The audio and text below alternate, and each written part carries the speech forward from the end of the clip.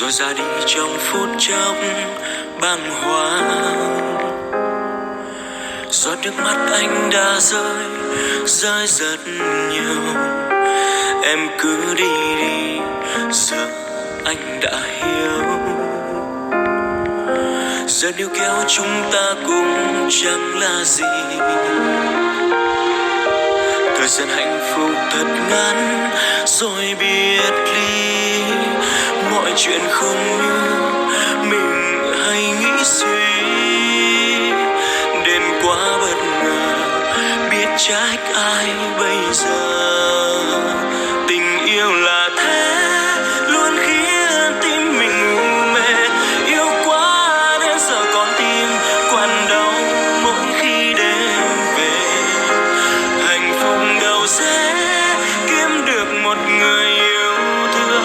San sẻ những chuyện tơ hương trong cuộc sống bình thường. Chẳng ai là muốn chọn nhầm một người mình yêu. Hạnh phúc chẳng được bao nhiêu, chỉ thấy đau khổ nhiều.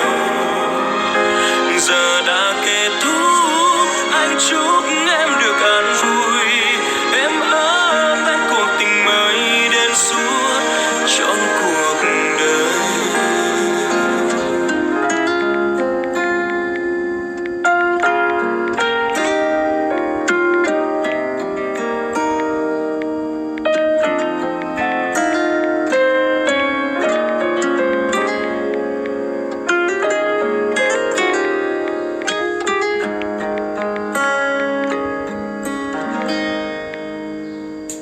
Giờ níu kéo chúng ta cũng chẳng là gì.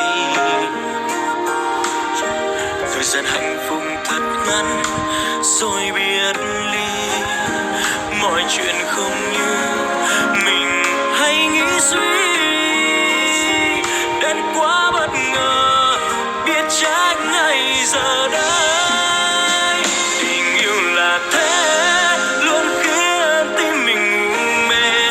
Yêu quá đến giờ con tim quặn đau mỗi khi đêm về. Hạnh phúc đâu dễ kiếm được một người yêu thương. San sẻ những chuyện tơ vương trong cuộc sống bình thường. Chẳng ai là muốn chọn nhầm một người mình yêu.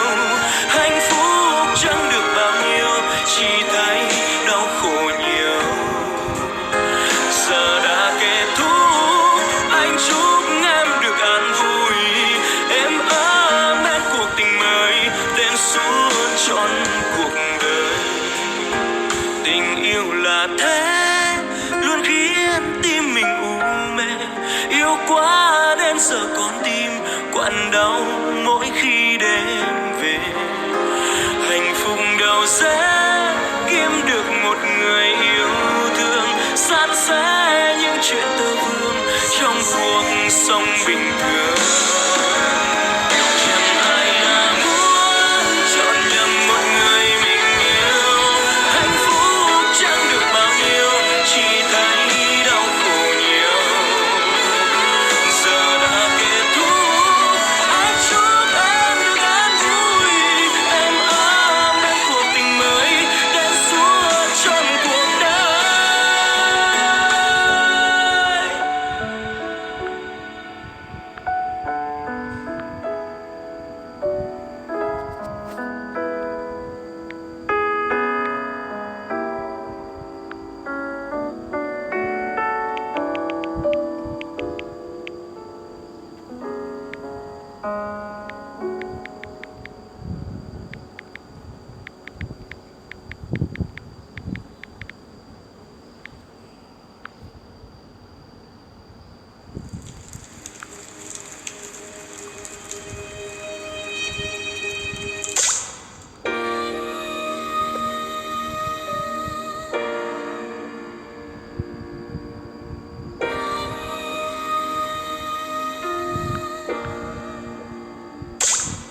Điều buồn cười nhất là khi người ta cố tìm xem sau khi chia tay nguyên do từ đâu, đúng sai lỗi lầm của ai.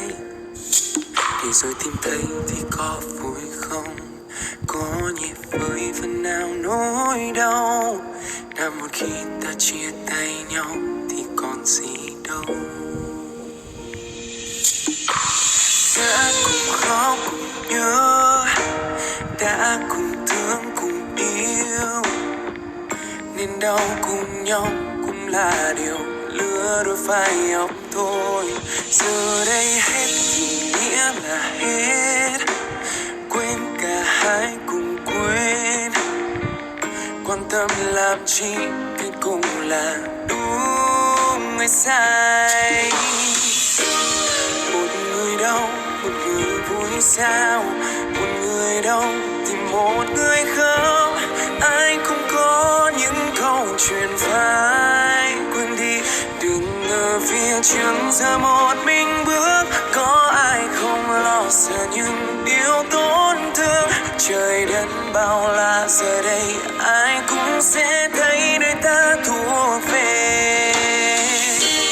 Người hạnh phúc thì mình hạnh phúc, người đau đớn thì mình đau đớn. Thôi có chờ